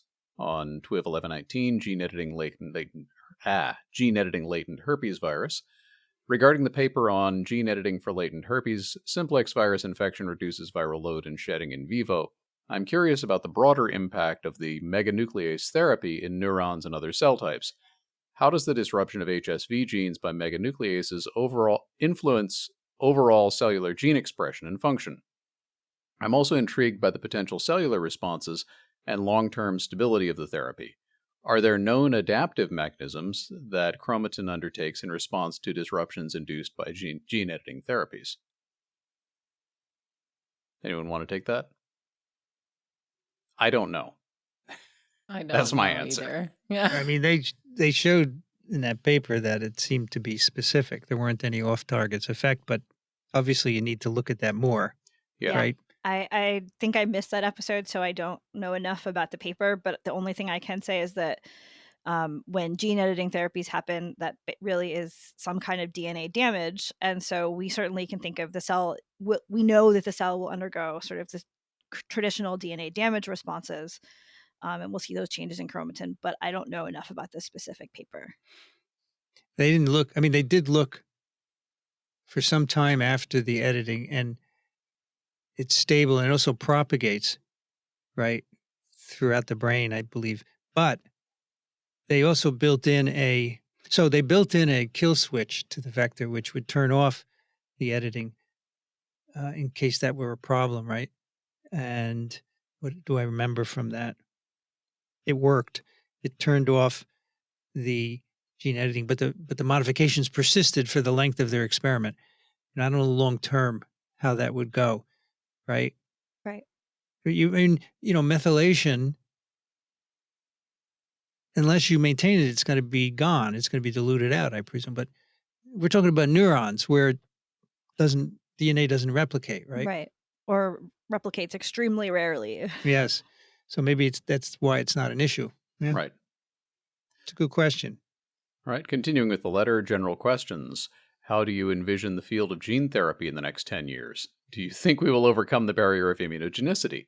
What aspects of immunogenicity studies need to be addressed to draw more significant conclusions about the effects of gene therapies on our immune system? Wow, those are some big questions. Gene therapy in the next 10 years, I mean, hopefully we're going to get to a point where we can reliably catalog off-target effects and have some confidence in the answers from them. We're not quite there yet, and we're going to need to see more clinical data, probably from people with rare diseases where this is pretty much the only place you can ethically do these kinds of experiments. Because, it's not something you would do on somebody who's otherwise mostly healthy. This is, currently a technology that could only be applied in cases where somebody is gonna die without it, and, maybe this will also kill them, but if they're aware of the risks, then you can go and do that. And for it to become broader use, I think we need a much better grasp on all the different things that these vectors and these approaches can affect. This question about immunogenicity, I mean, that for AAV vectors, they can make basically any capsid you want that will be different, so you can, but AAV, you don't need to do multiple inoculations, that's not an issue there, but nevertheless, you can make different capsids that will not cross-react with antibodies. So. Yeah, I think there's a lot still to be understood about some of the AAV immune responses. Yeah, I don't know anything about the immune responses, but in some of the Luxturna, which is for blindness, which was licensed, that lasts. You get one injection per eye, and you restore your vision. And so far, for years, it's lasted. So for like $1 million per eye or something, wasn't that the one? Oh yeah, my God. like 750 or 800,000 per eye. Yeah. And finally, clinical update with Dr. Daniel Griffin, TWiV 1118. Here, I just want to comment on the discussion about long COVID studies. Given the significant differences in symptom burden, immunological profiles, and hormonal levels between men and women with long COVID, I consider sex-specific clinical trials are crucial, and as you mentioned, integrating laboratory tests over self-reports can enhance accuracy and effectiveness by providing objective data for more specific therapies. And I would certainly agree with that. Yeah, for sure. All right, Angela. Okay, Sue Ellen writes, Vincent and all other Twix hosts. You know me. I'm your royal listener in Roswell, Georgia, who sends a little bit of money to Microbe TV every month. I've been listening since the early days of TWiV, and I now listen to every one of your ever-expanding podcast empire. I feel like I know all of you, especially the TWiV hosts, and I look forward to every episode. I really enjoy when you go off-piste and talk about gardening, deer in the yard, as today, airplanes, and of course, I look forward to the weather updates at the beginning of every episode. In the latest episode, I think it was 1133, you once again took flack for daring to have an opinion on some of the political issues surrounding science, gain of function, lab leaks, vaccines, etc. I wanted to write you to let you know that, in my opinion, of this non-professional scientist listener, I was an Oracle database administrator for many years, and I am now retired and hanging out with my horses and other horse people. We need to continue to counter the miasma of anti-think. Without TWiV, I would not even know what gain of function even is, and I'd probably be reading the editorials I keep coming across that tell me that gain of function is dangerous and needs to be stopped. And I'd believe those editorials because they are written by educated experts like Mark Lipschitz. Without TWiV, I'd have to Google gain of function to find out what it is. And in fact, I just did that, and here is my very top entry that popped up. For those unfamiliar with gain of function research, it essentially means juicing up naturally occurring animal viruses in a lab to make them more infectious amongst humans. This practice is nothing new. Scientists in the United States have long known how to mutate animal viruses to infect humans. Anyone reading that would think this is crazy. We definitely need to stop this kind of research. But I know from TWiV that this definition is not the real story, and I'm able to explain to other non-scientists why this is not the whole story. Without TWiV, I could not do that, nor could I respond to people who think COVID started in a lab and the pandemic was caused by a lab leak where COVID escaped from the Wuhan lab.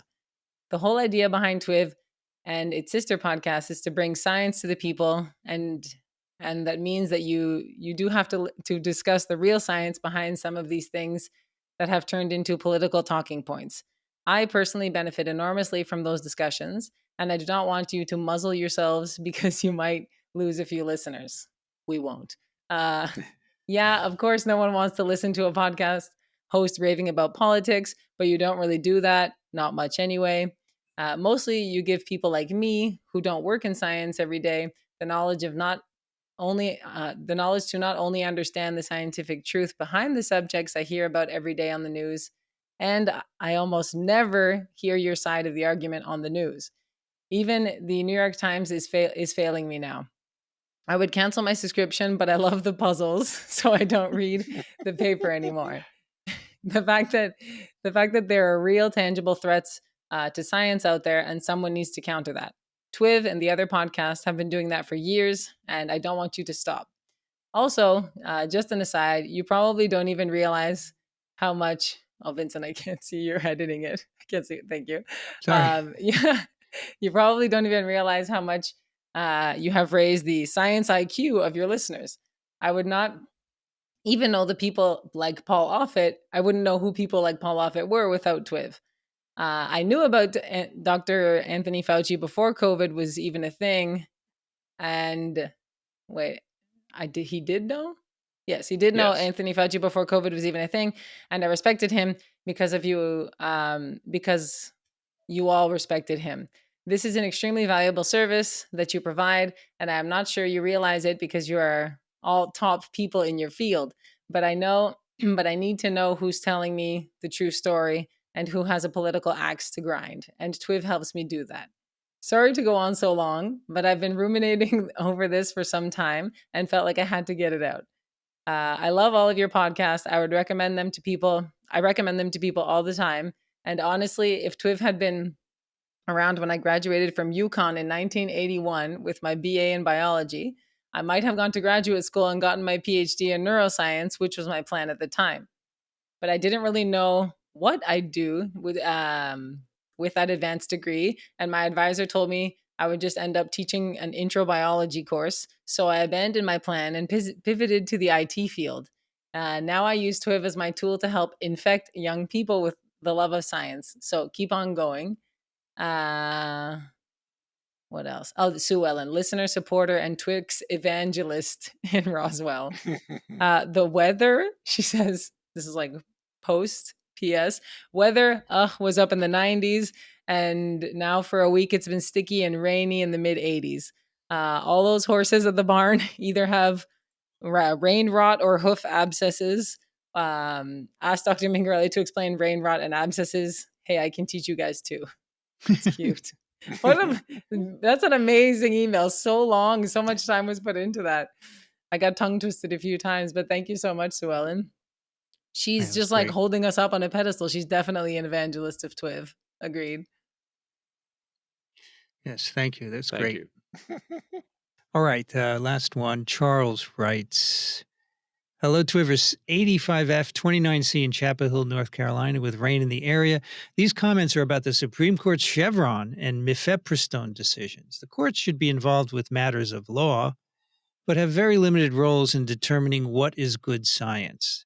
Taking the mifepristone decision as an example. Is that the right way to say it? Mifepristone. Mifepristone is how I pronounced it. Mifepristone. Yeah, some guy wrote me and said, I don't know how to pronounce it. As if that matters. I do know what an amino acid change is and what a mutation is.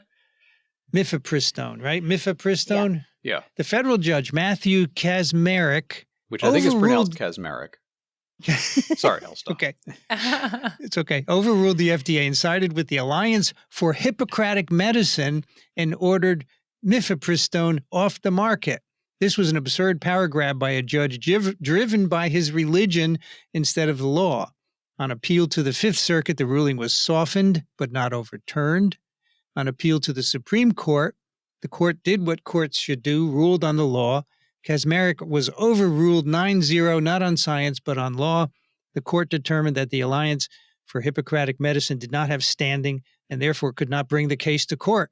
You can argue that the Supreme Court sidestepped the real issue, but they ruled on the issue that Kaczmarek should have. That is our system. I would bet that the anti-abortion people are looking for someone with standing to bring the case back to life. The Chevron decision is a power grab by the Supreme Court, and yet another example of them ignoring stare decisis and overturning precedent. Sometimes overturning precedent is a good thing, such as Brown versus Board of Education, overturning Plessy v. Ferguson, separate but equal. In the case of Roe, it overturned a 7-2 decision that had stood for about 50 years. With Chevron, they overturned a 6-0-3, 3 abstaining decision that was 40 years old. Congress has had 40 years to fix the Chevron decision if they did not agree with it.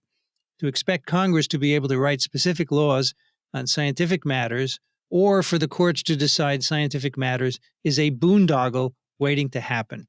As neither Congress nor the courts have the expertise to understand a lot of the science that goes into rulemaking, that expertise exists in the EPA, FDA, USDA, and other agencies.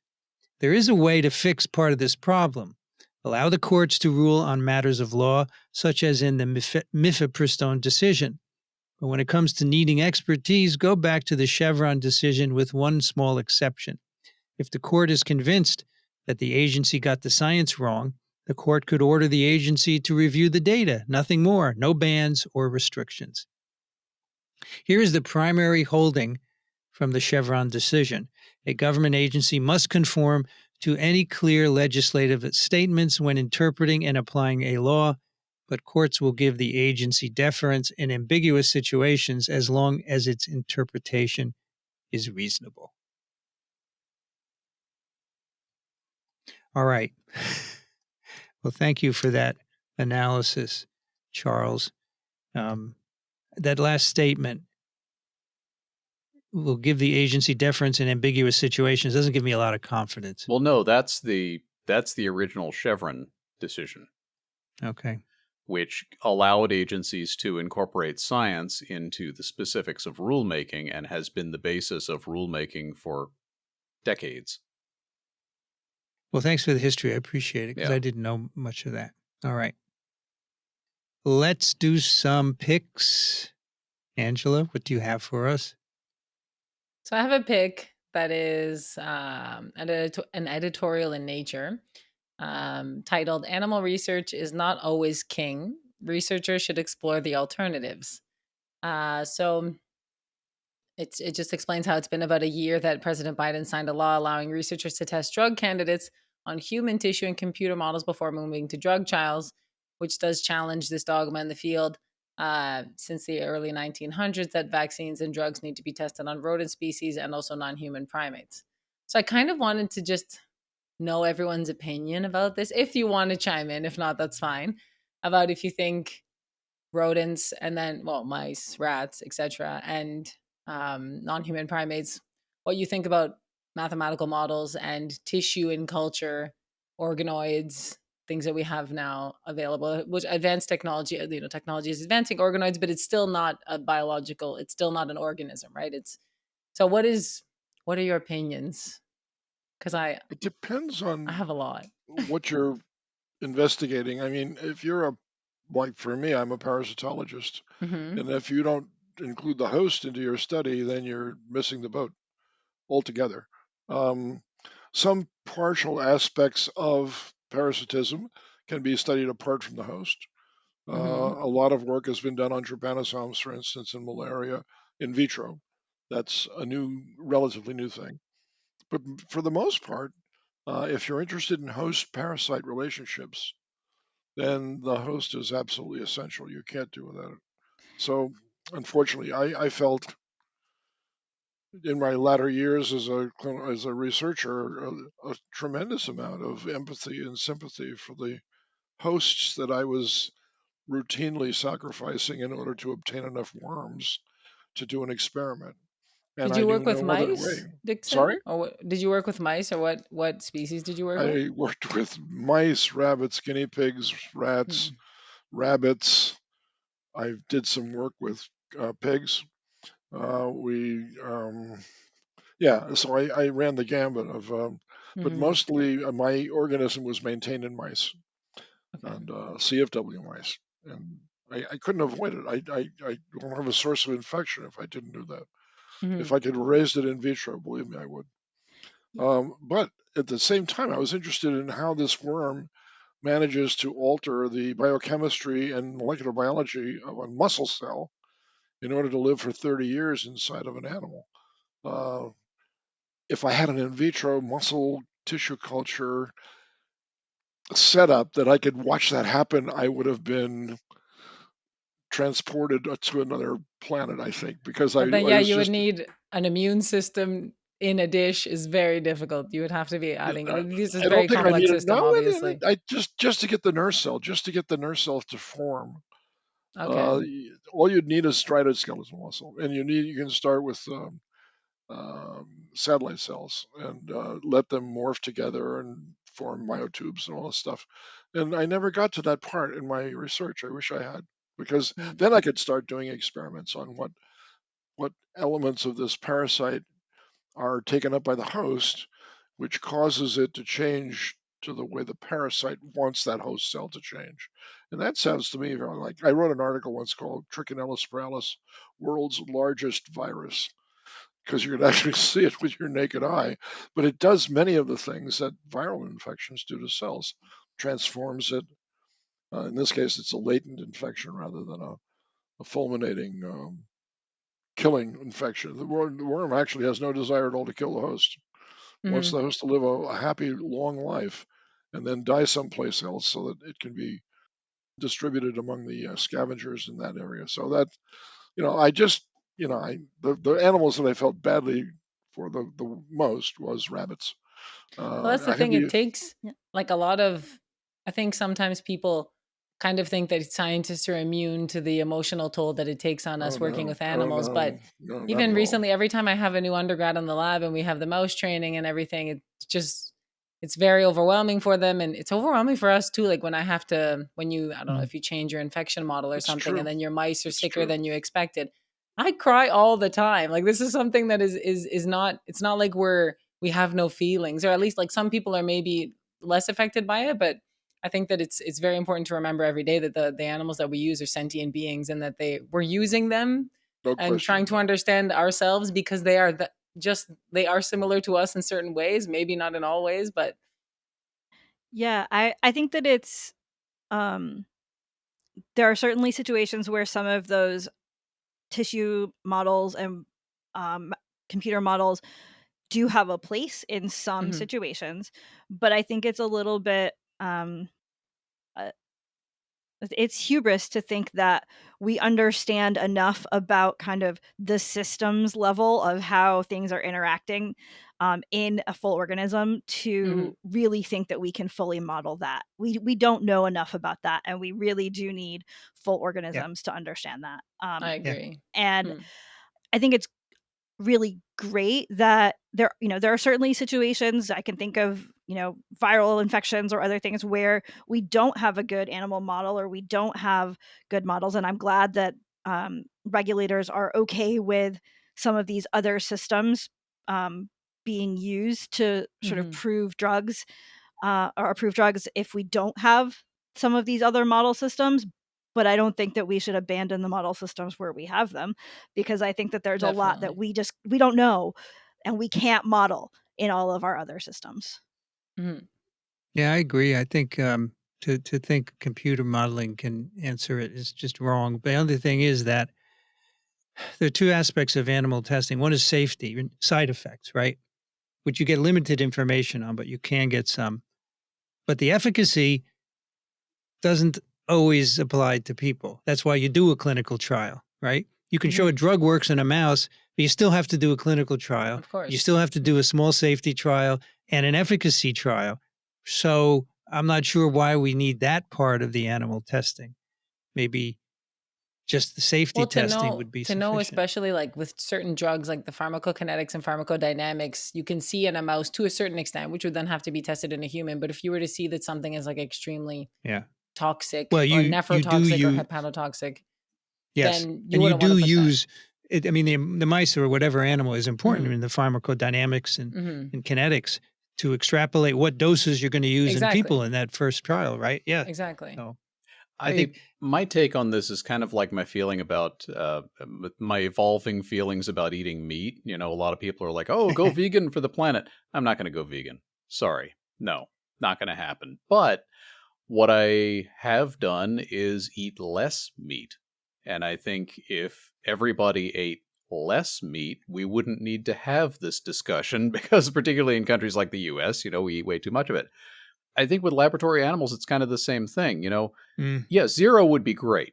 Not only because of the emotional toll that this takes on researchers and the ethical and political aspects of, should we be doing this? Is it worth the sacrifice of these animals? But also from a scientific perspective. I mean, the model organisms that we have they range from imperfect to really pretty bad. Mice don't have a lot of they're totally different physiology in a lot of ways. They're small rodent herbivores. We diverged from them hundreds of millions of years ago. Nocturnal. If you're Yeah, thinking they're about surfing. nocturnal. I mean, there's a lot that's different. So, scientifically, just the quality of data you get out of animals is never as good as the quality of data you can get out of a system that you can control completely. But there's a lot of data you can't get out of a system you can completely control.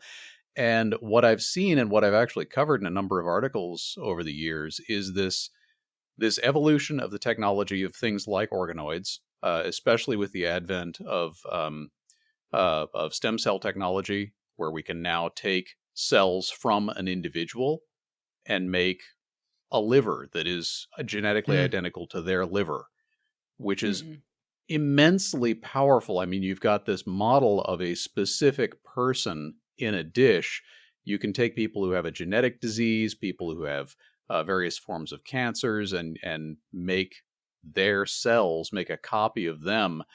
And we are now getting to the point where you can connect organoids together into organ systems and get tremendous amounts of really useful data out of that.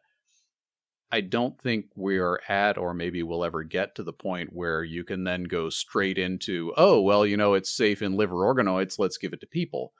Hold on. I do appreciate the administration's, authorization and the FDA's thoughts about this, where they said, okay, in certain circumstances, we will accept, strictly non-animal data, laboratory data from these systems and allow you to go into humans.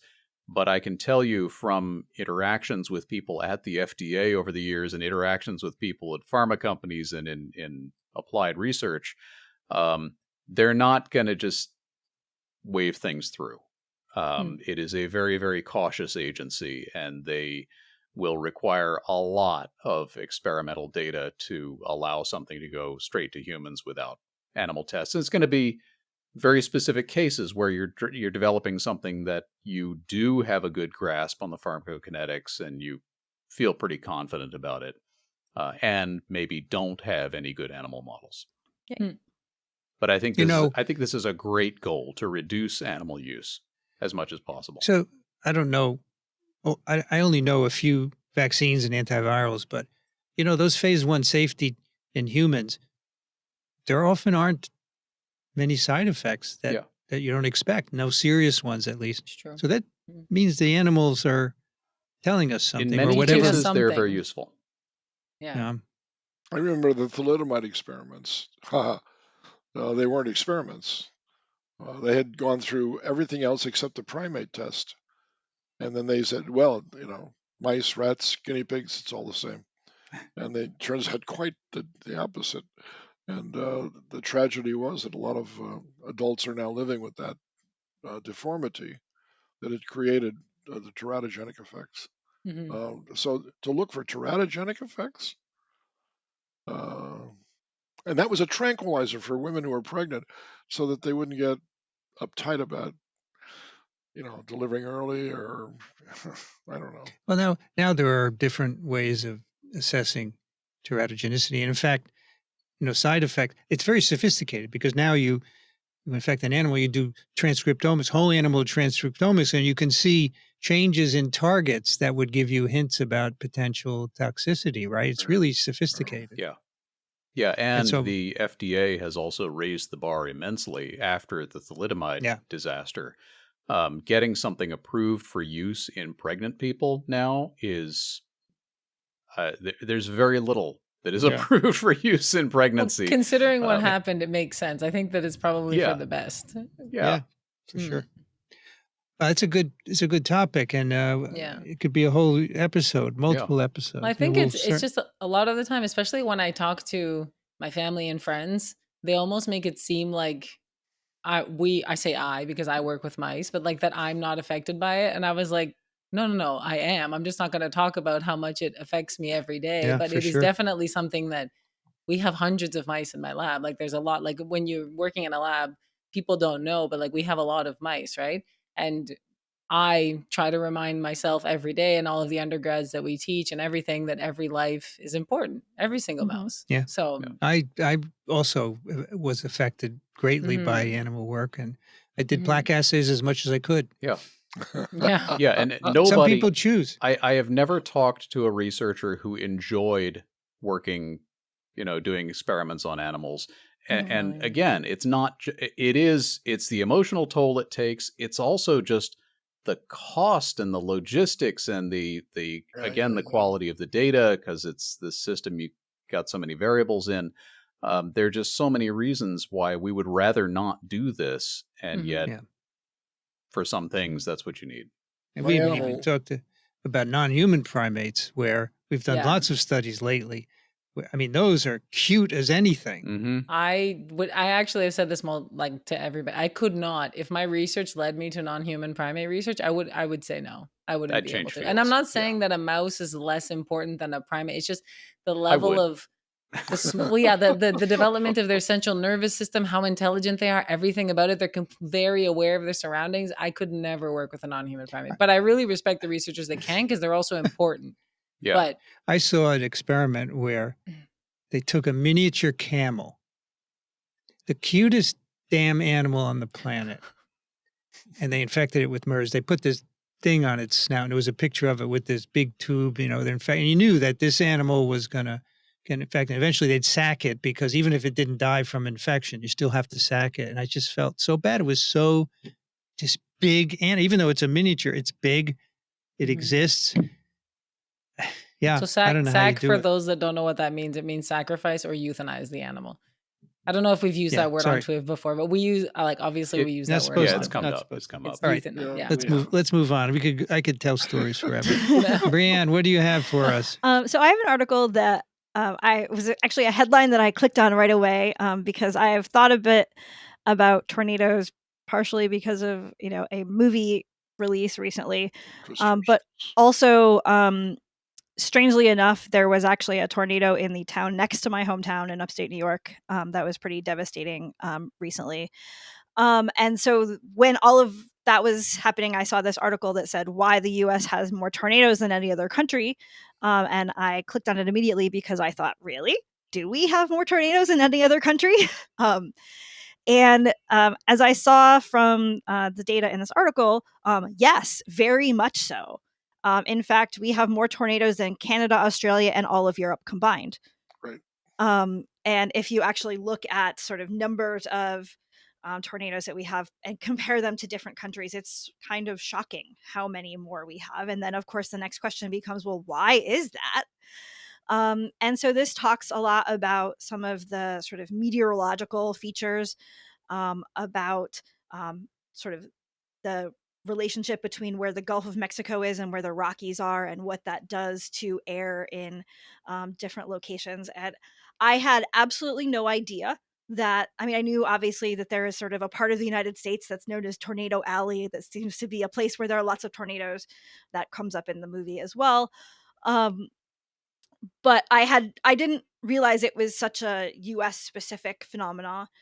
And I didn't know sort of that we had all of these unique meteorological features. So I learned a lot by reading this, and I thought it was pretty interesting. Oh, that's cool. This is a really good article. Yeah. Nice. Like, it says 1,173 per year in the US and 256 in Europe. Yeah. Good Lord. Wow. That's crazy. I'm sure meteorologists are yelling at their phones as to why they have all the details if they're listening. Indeed. Well, they have some details here. This article actually is a pretty good, Yeah, and I knew none of it before this article, so I was excited to read it. Oh, the one thing that stood out to me is this, tornadoes that happen at night, which tend to be more deadly, occur more commonly in the south. Yes. And again, it's an airflow issue. It's the jet stream speed and why the tornadoes come in the night. And of course, people are going to be home and asleep, and they're not going to know that a tornado is coming until their house blows away. And that's the problem. Dixon, what do you have for us? Well, as if everything out there was not enough to worry about already. Just one more little thing to throw into the heap of, oh my God, I never even thought about that. The reason why we are what we are, this planet that is that we have a magnetic field that protects us from cosmic rays and solar radiation from making a direct impact on the majority of the surface of this planet. And that magnetic field is generated by a magnetic motor, which is in the core of the Earth in the form of molten iron and nickel. Now, you'd wonder why they're molten. And there's another core even inside of that core, which is considered the world's or the universe's largest thermonuclear reaction. It's uranium. We have a lot of radioactive material that's in the very, very, very, very center of the Earth because it's a heavier element, and it was put there because it's heavier. And then as you move towards the crust of the Earth, you get the lighter elements, and that's why nickel and iron are where they are. At any rate, because of the spin of the Earth, the inner core also spins, but it's not always at the same direction that the Earth is spinning, which is confusing for me because I don't know how that's controlled, and I don't think anybody else does know either. But they've determined that there's a 70-year cycle of the rotation of the molten iron nickel core, where it goes clockwise for 70 years and then it slows down, stops, and then reverses and goes counterclockwise for Wait, another 70 how? years. How does it? Why And 70 then, and well, why? it just stopped. Go ask your sister. So we can't click. We can't. We can't click on the link. I can't see the link that you're sharing. I think everybody Oh, Yeah, else no. is frantically The clicking. link doesn't load. I put It in a doesn't link to a load. CNN article that But There's I a lot of will. articles out there on it, though. You can find one that works. This was about a 14-minute YouTube-like Okay. explanation, a very good explanation. I'll ask my of sister Kiana, but it's not her expertise. Definitely well, it not. certainly isn't mine either. Maybe a But geologist, astrogeologist, maybe. the why Astro? Well, no, you're a geologist. I mean, that's true. That's true. I don't know if there was Period. also understanding the orbit and the It may planets and how please you they're to know moving that and the magnetic rotation of gravity. the Earth was discovered by a woman back in the 20s, as I recall, and then that data was not, of course, trusted, and then they had to Of course. get more. Oh yeah, she was right after all. How dare she No, be no, so intelligent? no Nobel Prize. No, thank you very much for your wonderful input. The point is that if it stops and it doesn't start again, then the magnetic field dies. And if that happens, then the radiation hits directly onto the surface of the Then Earth. we die. Then, unless you're Eventually underground, we if you're die. underground Yes. or you're living in the water, you're okay, like all the fish life and all that stuff. But the land animals are doomed. I'm not We all worried. need to find a way to live underwater. I would be This so down. this is Ask Sylvia Earle will tell you all about that. right. This has been happening, reversing every 70 years since Apparently. whenever, probably 4 billion Exactly. years See, plus. whenever, right? Whenever. I'm not concerned that it's suddenly No. going to stop. This is not a But small that's so object. interesting, though. It is fascinating Yeah. that it does That's this. wild. Though. It's like the sunspot cycle also. Yes. Yeah, we have an 11-year sunspot cycle, and we have this 70-year core cycle, which I don't know. There are some things in life that we'll probably never understand fully. And this is one of them. Yeah. Thank you, Dixon. You're welcome. Alan, what do you have for us? I have an article from Washingtonian Magazine that my dad actually sent me. It's about the Forensic Ornithology Lab at the Smithsonian. Yes, forensic ornithology. Was there a murder of crows? Amazing. Yes, right. I mean, that That's would so be good. That's well, so good. a murder of crows murdered by a jet engine would be an Yeah, example. but look at the of name the of type. the person who leads the group. Yes, so The there are a last name was couple of reasons that I picked Alan. this. First of all, the director of this lab, Carla Dove, is probably a relative from somewhere back there. She's Southern. Her name's Dove. I've never met her. And she works with birds. I thought that was pretty cool. There's another Dove scientist out there who happens to work on birds in this case. But also the work of this lab is really interesting. They work very closely with the NTSB and the FAA. So when people have heard about the miracle on the Hudson and the geese flying into the engines, and that's why they had to land the plane on the river, and amazing that everybody survived. But a big part of thinking about this is the FAA is intensely interested in understanding what kinds of birds are planes running into, Correct. because it matters. You're right. If you, depending on the habits of that bird, you can potentially redirect air traffic or take different measures at the airport to prevent those types of collisions, which can be deadly. And there are many people have died as a result of bird strikes on aircraft. So this is a really serious issue, and this lab will take what they refer to as snarge, which is what's left after a bird gets hit by an airplane. Oh, Snarge. It's often where did just this word come from? Like, yeah, it's just, it might be a red smear with some feathers in it, and so it they'll says a extract mashup of the words snot and garbage Snot are and used to garbage. describe viscid leftovers of birds. Yes, when they've Snot been and struck garbage? at 300 knots or whatever. Poor birds. Poor And birds. they'll take, a feather, and then the ornithologists will identify the bird species from that feather. So these people really know their birds. Oh, sure. And then be able to, report back to the NTSB, oh, it's this type of bird, which, again, that if you've got geese are the problem, then you take one set of measures. If crows are the problem, then you take a different set of measures, but you can really reduce the incidence of these types of cases. So I thought it was pretty cool work. That's cool. Can't they just put a screen on the front of the engine? Right. Well, if it hits the engine, that's one type of problem. If it hits the windshield, that's a different worse. type of problem. Oh, that happens too. Yeah. Oh, yeah. Well, I guess so, yeah. Of They course, need the windshield screen would have wipers. to be the screen would have to be very strong because it goes fast, right? Yes. Yeah, and that would decrease the efficiency of the engine, and you'd have all sorts of other problems. Yeah, right. Cool. Very cool. You should reach out to her, see if she's related.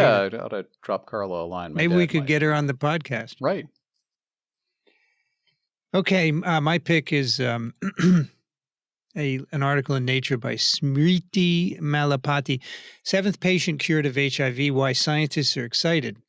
I almost chose this, Vincent. I was actually reading it. And then I Really? was like, everybody already knows this already. Probably I'm not going to choose this. But I literally read the entire thing and almost chose it.